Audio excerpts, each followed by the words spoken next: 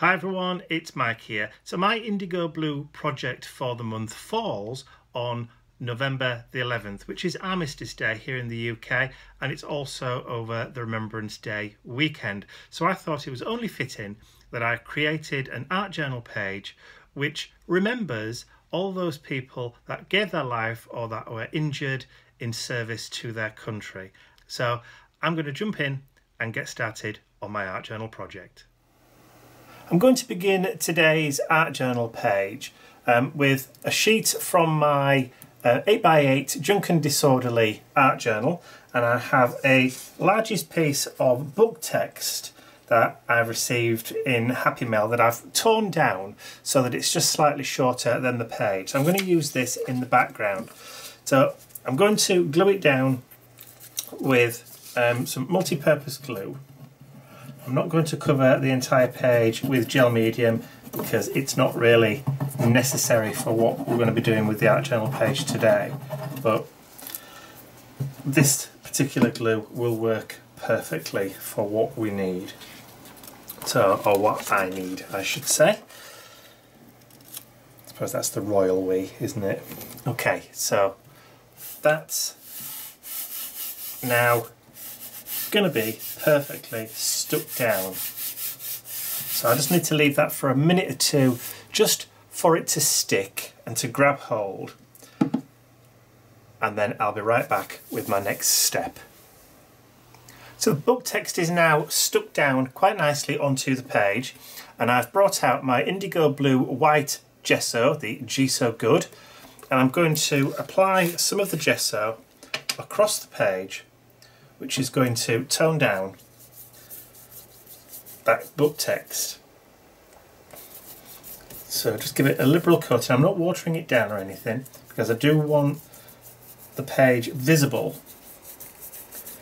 because this will dye back when it dries and show through, but it just tones down that dark foxed colour of that paper, which is fantastic, but just a little bit too dark for what I want. So I'm just going to add gesso in horizontal and vertical brush strokes because I don't like to work with diagonals.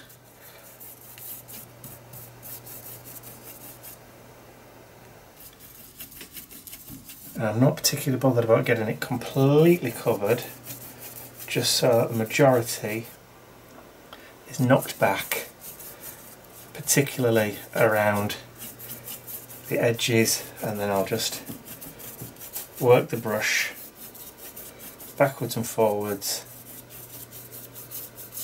across the page. While that's still a little bit wet, I'm also going to grab some Peppermint Tea. So IndigoBlu Peppermint Tea, and again just take a little bit of that green and I'm going to work that in to the background just lightly, again upwards and downwards and then horizontal.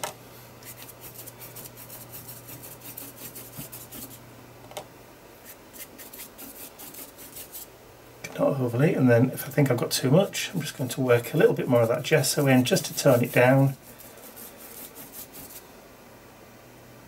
Just a little.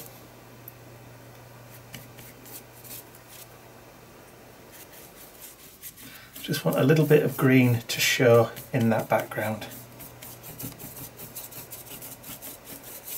I think that will do for now. So I'm going to grab my heat gun. Try not to knock everything on the floor with the cable. Give it a quick blast, make sure it's all nice and dry, and then I'll be right back. So now that layer of paint is dry, I have some washi tape from my collection that I'm just going to add some pieces into the background. Now this just adds a little bit of visual interest other than what's in the background, but we will be toning this down a little bit with some others. So just adding in a little bit more of a difference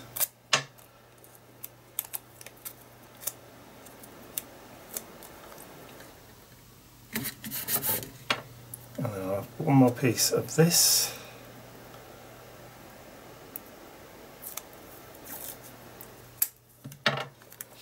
Like so. And then I have a piece with some clocks on that will also give us a little bit of a reference to time and time gone past, which is all about remembering, which is what this art journal page is all about when all's said and done. It's all about remembrance and remembering. So they're now all stuck down, and as previously I do want to just tone everything down a little bit, so I am just going to give those washi tape pieces a little bit of a going over with that gesso, just to knock them back a little bit into the background. And again, that will just blend with that paint that we've already got on there.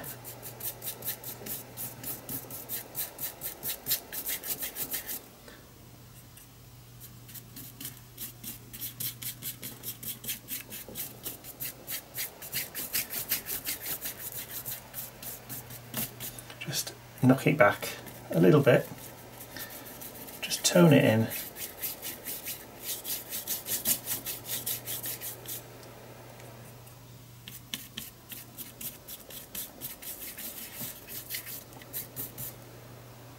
And also help to make sure that these pieces stay stuck down also.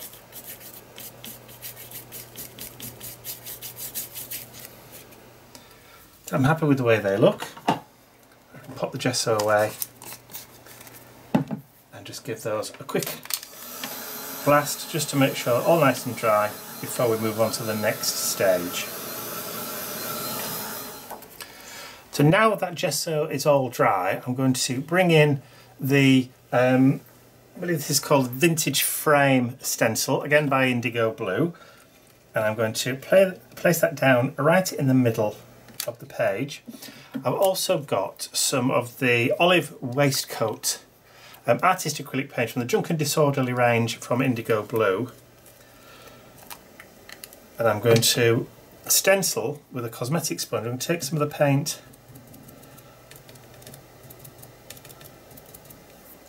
on my sponge, and then I'm going to stencil with that paint all the way around.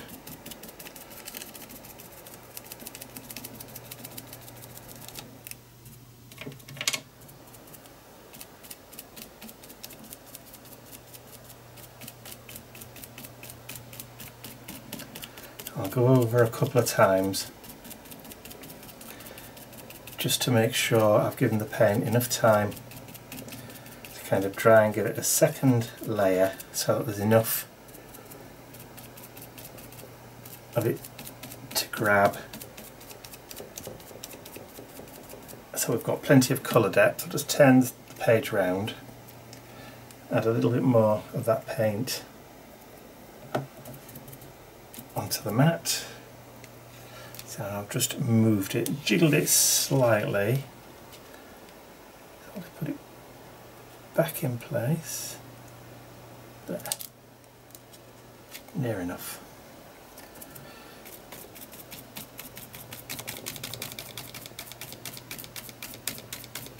And then just go all the way around, making sure we're happy with the depth of colour for the stencil.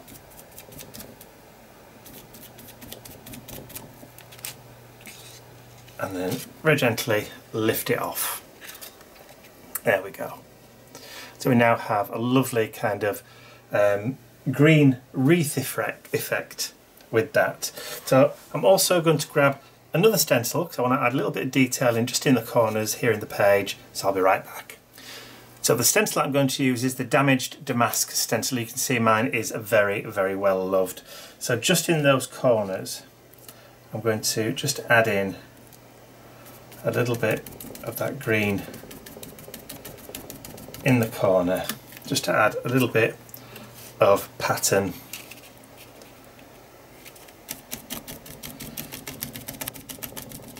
I'm not going too mad, it's just to add a little bit of decoration in there.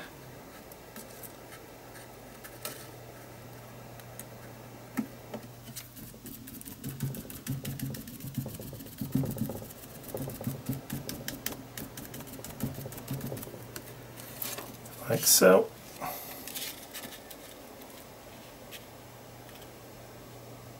And just in that last corner,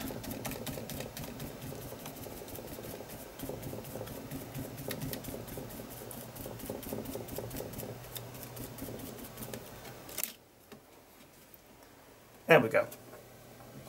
I apologise if the camera shook a little bit. I still haven't got the bookcase attached to the wall, so there's going to be a little bit of a wobble. Right, so I just need to get that dry. So I've put the art journal page to one side for now, and I have a sheet of the IndigoBlu Perfect stamping card. Comes in packs of 10, and I also have the Wild Poppy stamp set, which is perfect for Remembrance Day, or the Remembrance Day weekend, because Remembrance Day obviously falls on a Saturday this year, or Armistice Day, sorry, falls on a Saturday, and we have Remembrance Sunday the day after. So that's when the ceremonies and the laying of the wreaths will take place, but actual Armistice Day is the 11th, which is Saturday, which, if you're watching this on Saturday the 11th, is today. So we also observe the 2-minute silence at 11 AM. So at 11 AM on the 11th of the 11th is when we have the 2-minute silence. So I'm now, oh sorry, I should just explain what I've done. I've just inked up with Versamark ink, which is clear, on the stamping card, and I'm going to stamp down with my stamp press. And I don't think you'll be able to see that in this light. So I'm going to do 3. So I'm going to stamp 3 of those poppies with the Versamark.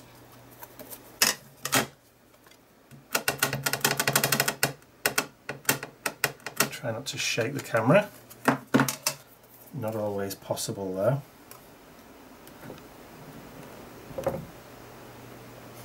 Ooh, it's a bit wobbly bob. And then I have a pot of midnight black embossing powder, which you can get practically anywhere. So I'm now going to just cover those 3 stamps with the black. Make sure I've got decent coverage all the way over.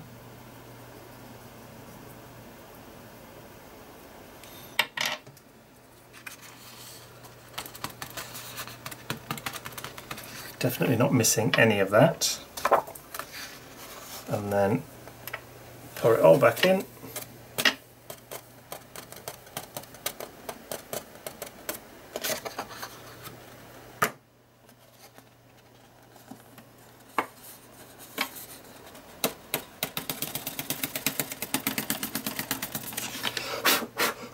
Getting some is going to be inevitable.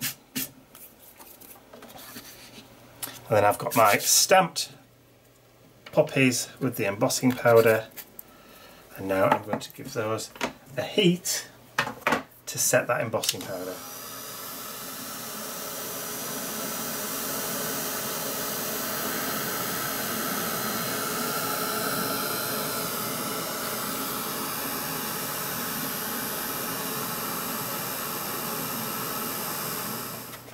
So those 3 poppies are now dry. You can just see now how the embossing powder has melted and has now gone shiny. So there's a little bit of a reflection, a little bit of a glint on that embossing powder just there. If you can just see that on those poppies. So these are now dry enough for me to be able to colour. So to colour the poppies, I have some IndigoBlu Postbox Red acrylic paint, which I've given a little bit of a shake up. And I have a small brush, which is going to allow me to go in and paint those poppies. But because we've got that embossing powder, I also can just wipe with my finger and reveal that black coming through. And it doesn't have to be an exact science, because it is kind of forgiving.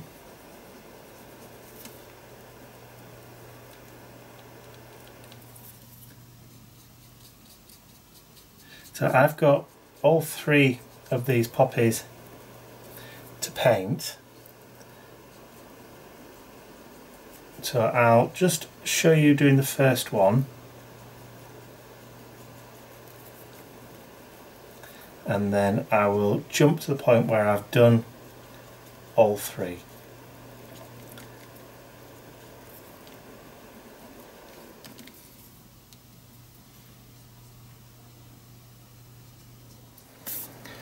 So as you can see, all three of those poppies are now painted and coloured in. Now you can see that that embossing powder is still shiny.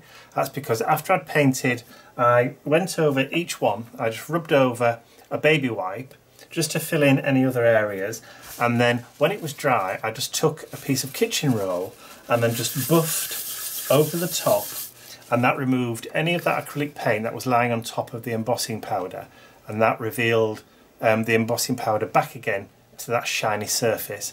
So we've painted all those, and yes, you've probably guessed it, I'm now going to cut all three of these out. But because that's a long and laborious and boring process to watch, I'm going to go away and put the kettle on, cut the three out, and then I'll be right back.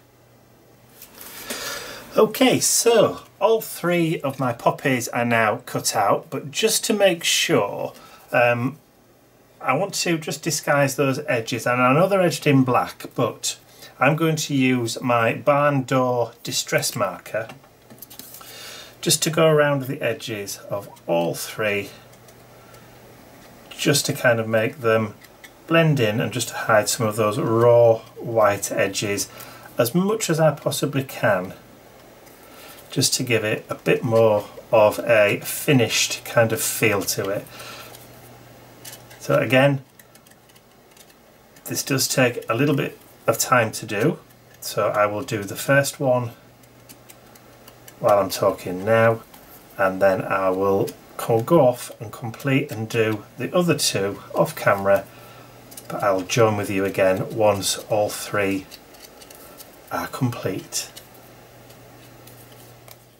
So all three of my poppies are now completely edged. I've also placed a 3D foam pad on the back of each one.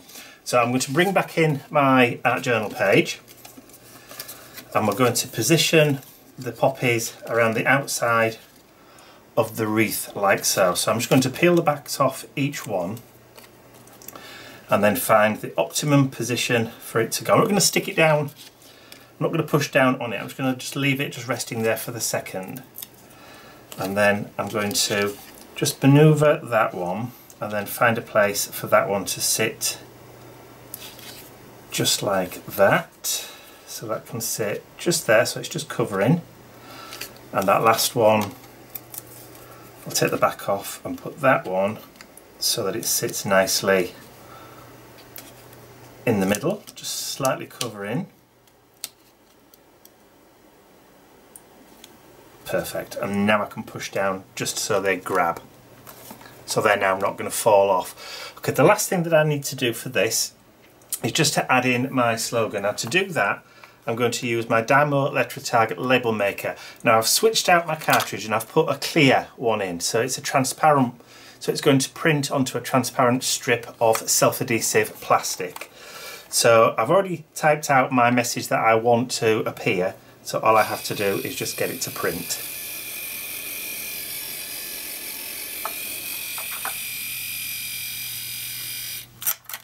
Okay, and then I can peel the back off because it's self-adhesive, which I think I mentioned a few seconds ago. And then I can add that to my page. Just try and get it straight. Be a little bit further down. Try and get it between those lines of text and just push it down, and there we have it. So there is my art journal page in remembrance for Armistice Day and the Remembrance Day weekend, November the 11th to November the 12th, 2017.